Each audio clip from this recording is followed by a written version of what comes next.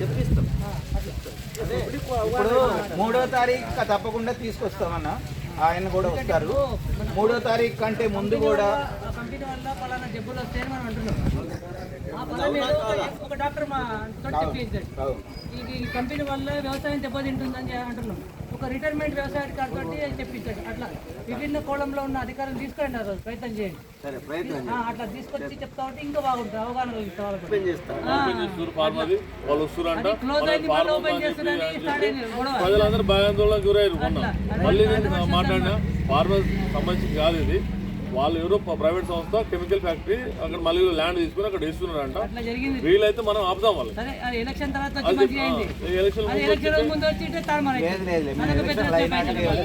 వాళ్ళు కూడా అన్ని లెక్కలు చూసుకొని జనవరి 3వ తారీఖు పెట్టినరు. ఎలక్షన్లు అన్నీ అయిపోయినాకనే మనం కూడా ఏంటంటే ఎలక్షన్ల దాకా మనం ఏం మాట్లాడలేము. అన్ని పార్టీల మధ్యలో ఒక ప్రజాప్రతినిధులు ఇప్పుడు ఎన్నికై ఉన్నారు, గ్రామ పంచాయతీలు తీర్మానాలు చేయాల్సి ఉంటుంది, వీళ్ళు కూడా ప్రజలకు అవగాహన కల్పించాల్సి ఉంటుంది అనేటువంటి ఉద్దేశంతోనే మేము కూడా ఇప్పుడే వచ్చాం. అందుకని కదా పిల్లల్ని కూడా తీసుకురావాలి.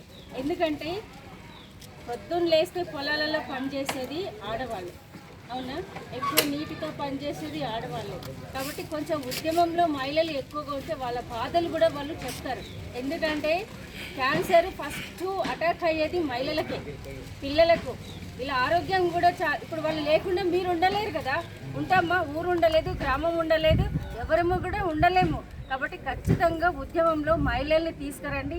ఇంటికొక మహిళల్ని తీసుకొస్తే అది ప్రభుత్వానికి వినిపించే, ఎక్కడికైనా వినిపించేదాకా మహిళలు గట్టిగా మాట్లాడతారు. మీరందరూ సపోర్ట్ చేయండి.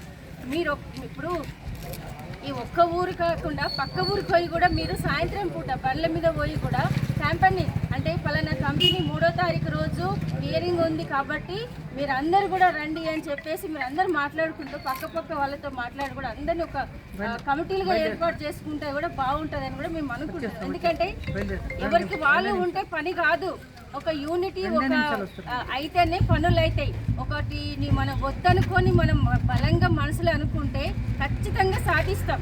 ఆ కంపెనీ వాడిని రానియకుండా చేయాలంటే అన్ని ఊర్లతో పాటు మహిళల్ని కూడా భారీ ఎత్తున తీసుకురండి. వీలైతే స్కూల్ పిల్లల్ని కూడా తీసుకురండి, తప్పేమీ లేదు. ఎందుకంటే పిల్లలతో కూడా ఉద్యమం చేపిస్తేనే ఇవన్నీ ఆగుతాయి, లేకపోతే ఎక్కడ కూడా ఆగలేని పరిస్థితి ఉంటుంది.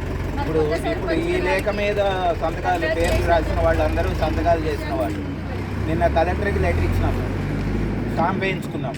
ఈ కంపెనీ పబ్లిక్ హియరింగ్ అనే కంపెనీ చాలా ప్రమాదకరమైంది, గ్రామాల మధ్యలో నీటి వనరులకు దగ్గర ఉండకూడని కంపెనీ ఇది అనేటువంటిది ఈ లెటర్ యొక్క సారాంశం. ఇది కలెక్టర్కి ఆల్రెడీ ఇచ్చాము. కాబట్టి గ్రామాల్లో ప్రజలకు తెలియకుండా, గ్రామస్తులు ప్రజలు ప్రశ్నించకుండా ఇవన్నీ ఆగవనేటువంటిది కూడా మనం దృష్టిలో పెట్టుకోవాలి. అన్నిటికంటే ముఖ్యం ప్రజల అవగాహన. పార్టీలు ఉంటాయి, వస్తాయి, పోతాయి, కానీ ప్రజలు ఇక్కడే ఉంటారు. వాళ్ళ వ్యవసాయం ఉంటుంది, వాళ్ళ బతుకు ఉంటుంది, చేపలు పట్టుకోవడం ఉంటుంది. అందుకని ఇటువంటి సందర్భంలో ప్రజల ఆరోగ్యం కంటే మించి ఏ కంపెనీ వాడికి లాభాలు ముఖ్యం కాదు. కానీ ఇవాళ కంపెనీలు ఏమవుతున్నాయంటే వాళ్ళకి లాభాలే ముఖ్యం. కాలుష్యాన్ని నీటిలోకి వదిలేసాం, పొలాల్లోకి వదిలేసాం అని వాళ్ళు పట్టించుకోవట్లేదు.